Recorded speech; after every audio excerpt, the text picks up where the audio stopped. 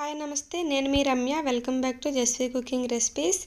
ఈరోజు నేను బనానాతో ఈజీగా ఐస్ క్రీమ్ ఎలా ప్రిపేర్ చేయాలో చూపిస్తున్నాను.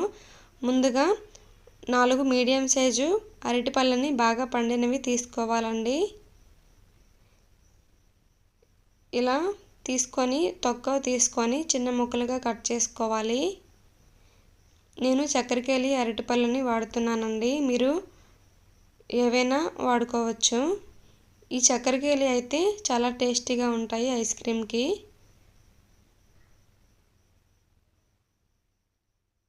ఇలా చిన్న ముక్కలుగా కట్ చేసుకొని ఒక బాక్స్లో వేసుకోవాలి. బాక్స్లో కానీ చిన్న కవర్ కానీ ఉంటే వేసుకోవచ్చు.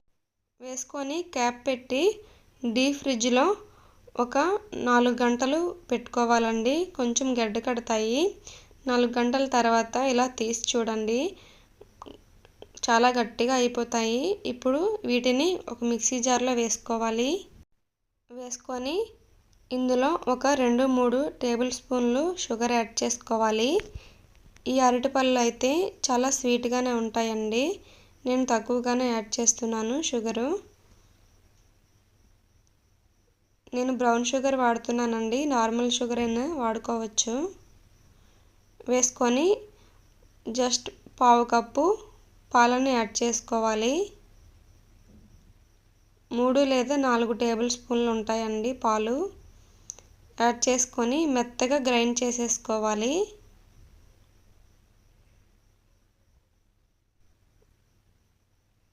ఇలా గ్రైండ్ చేసుకున్న తర్వాత ఐస్ క్రీమ్ మనం ఎందులో అయితే ప్రిపేర్ చేసుకోవాలనుకుంటున్నామో ఆ బాక్స్లో వేసేసుకోవాలి బ్యాటర్ మొత్తం. ఇంతేనండి, ఇంకా ఇందులో ఏమీ యాడ్ చేయాల్సిన పని లేదు, చాలా ఈజీ. ఓన్లీ 3 ఇంగ్రీడియంట్స్తోనే ఈ ఐస్ క్రీమ్ రెడీ అయిపోతుంది. ఇంకా పైనుంచి నేనైతే కొన్ని డ్రై ఫ్రూట్స్ని యాడ్ చేస్తున్నాను. బాదం జీడిపప్పుని ఉంటే వేసుకోవచ్చు, లేదంటే స్కిప్ చేసేయచ్చు. వేసుకొని క్యాప్ పెట్టి ఒక 7-8 గంటలు డీప్ ఫ్రిడ్జ్లో పెట్టుకోవాలి. నేనైతే ఒక నైట్ మొత్తం పెట్టేశానండి. ఇప్పుడు మూత తీసి చూద్దాం. ఐస్ క్రీమ్ రెడీ అయిపోయింది. చాలా గట్టిగా. ప్లేట్లోకి సర్వ్ చేసుకుందాం. చాలా బాగుంటుందండి, టేస్టీగా ఉంటుంది. బయట కొనే పని లేకుండా మనం ఇంట్లోనే ఈజీగా ప్రిపేర్ చేసుకోవచ్చు.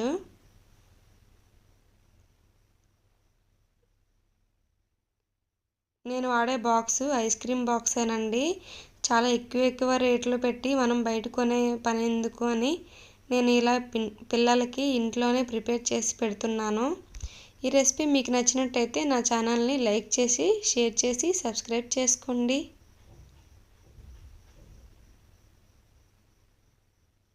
Thank you for watching.